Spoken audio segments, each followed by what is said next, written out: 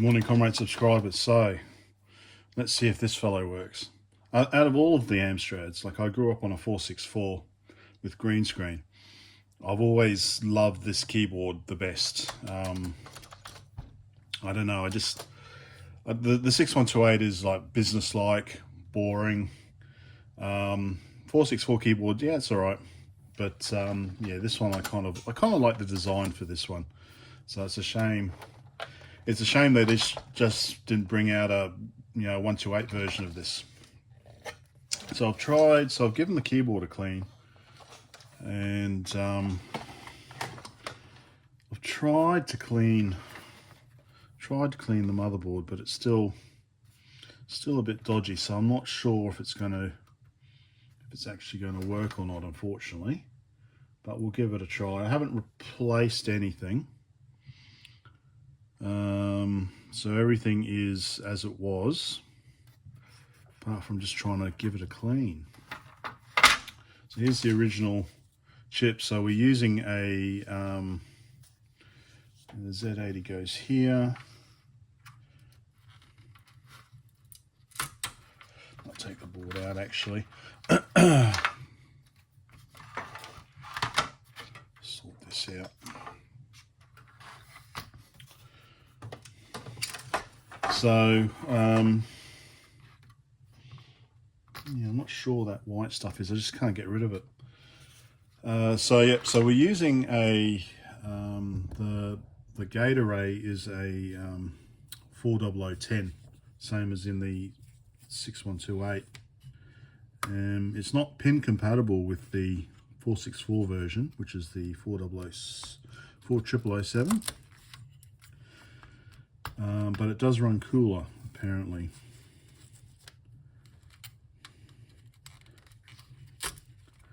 Okay, and then we've got these three other random chips.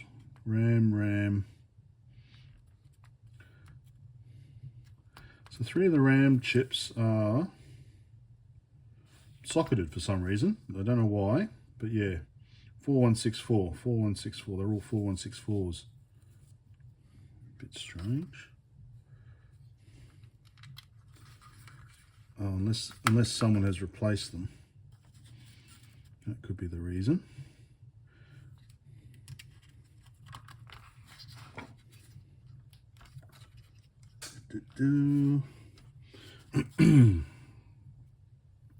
So yeah, I'm not too happy with the board. I wish it was cleaner, but I've tried. Okay, all the chips are back. I probably could do some stuff. Might replace the electrolytics or something. But yeah, let's just see if it'll boot up. See, we've got a printer port. We've got the expansion port here.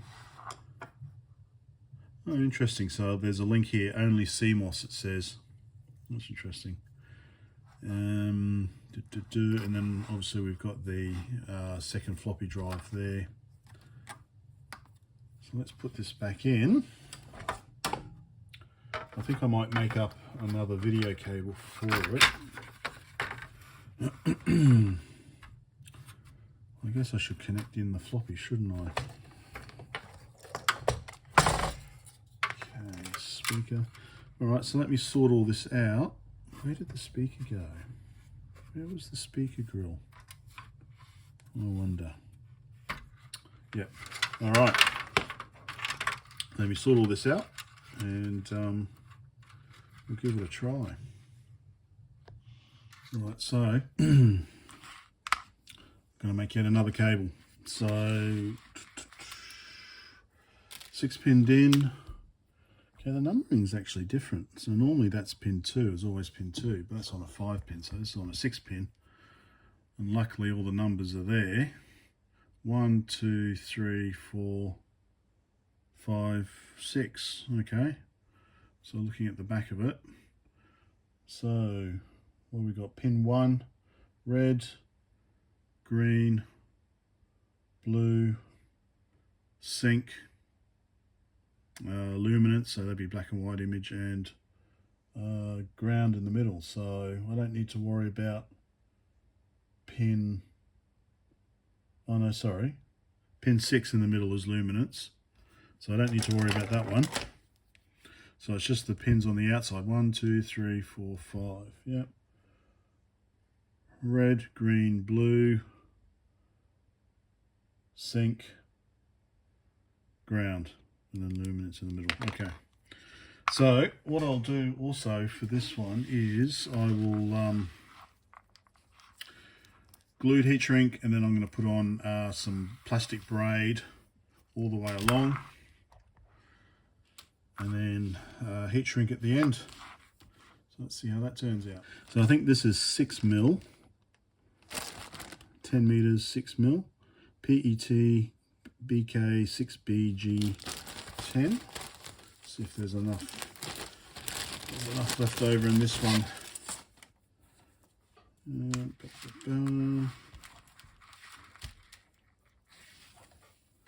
Oh, might as well. I just need to chop this off a bit shorter, but that's fine.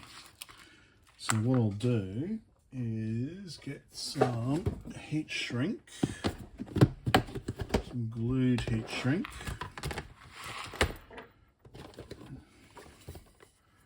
That's 8 mil. 6 mil would be better, but I think actually if that's 6 mil would be there's some 6 mil. That's 8 mil. That's 4 millimeters. That's too small. 8, 8, it's only another 6. There we go, 6 mil.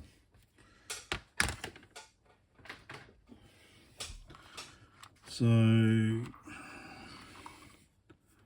that actually looks like it's a bit wider than 6 mil. It could be 6 mil. So yeah, so I probably want about that much, and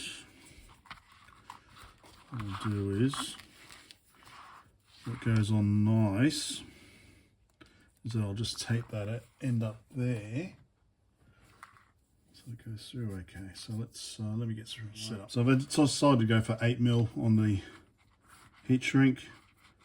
Got that all taped up, and then it's just a matter of feeding it through, kind of like a snake.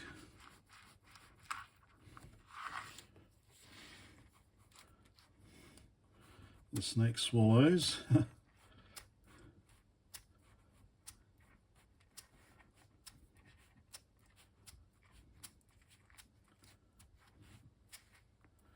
There we go, there we are, out the other end. So, just need to, this is the easy part, just need to pull it a bit more.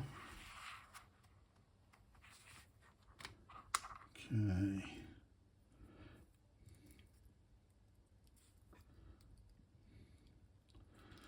Like that, I think.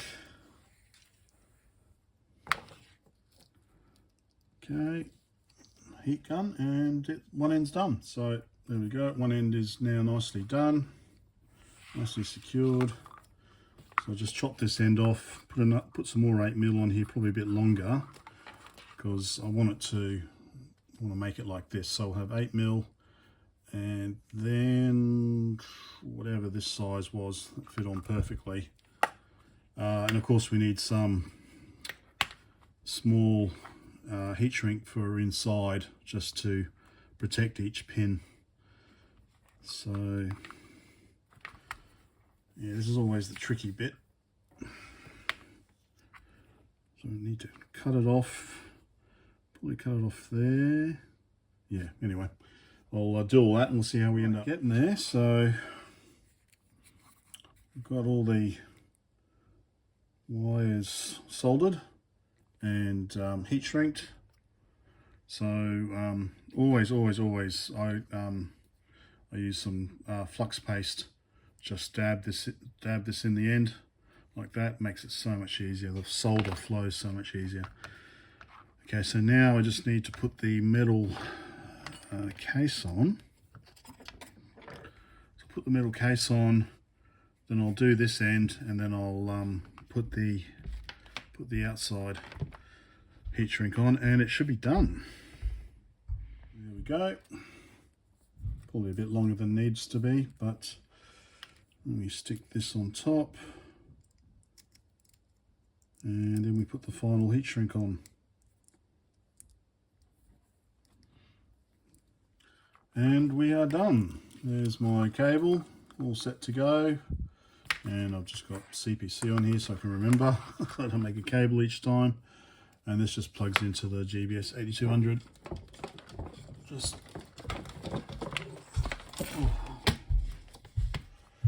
unplug that one. Just it's a bit well, anyway, there, just plugs in there, and away we go. Okay, tidy this up.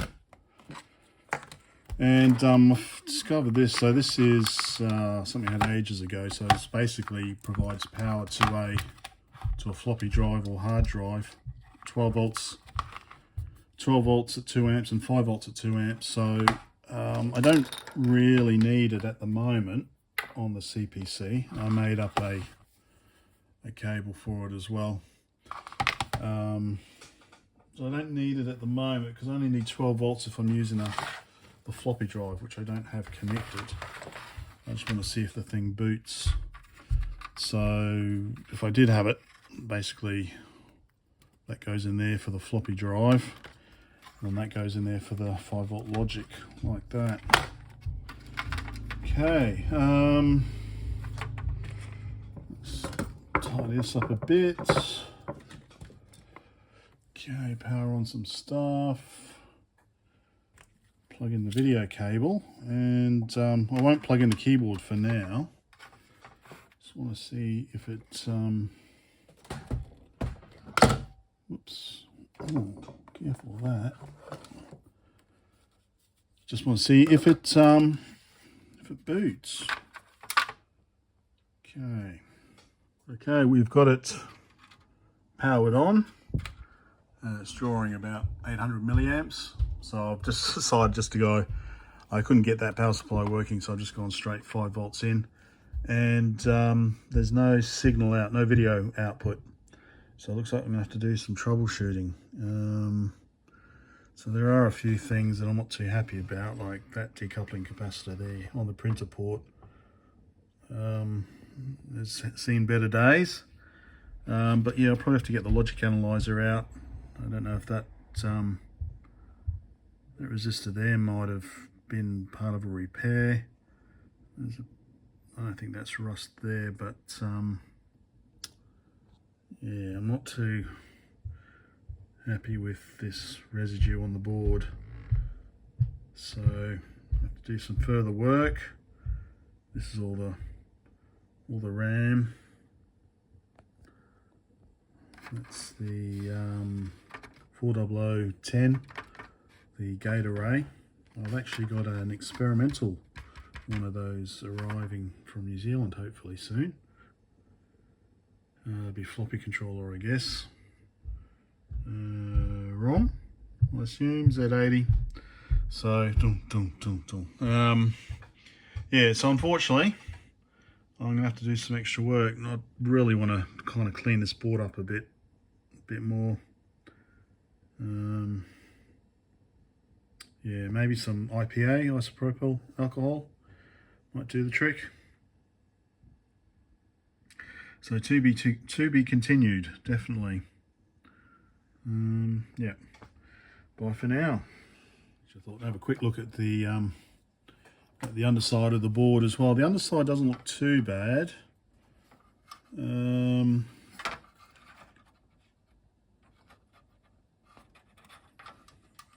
There's some of that white residue still, but otherwise it doesn't look too bad from what I can see. It's mainly on the top side of the board. So, but I will get it working. I will not give up So we do want to get this machine working. Yeah, to be continued.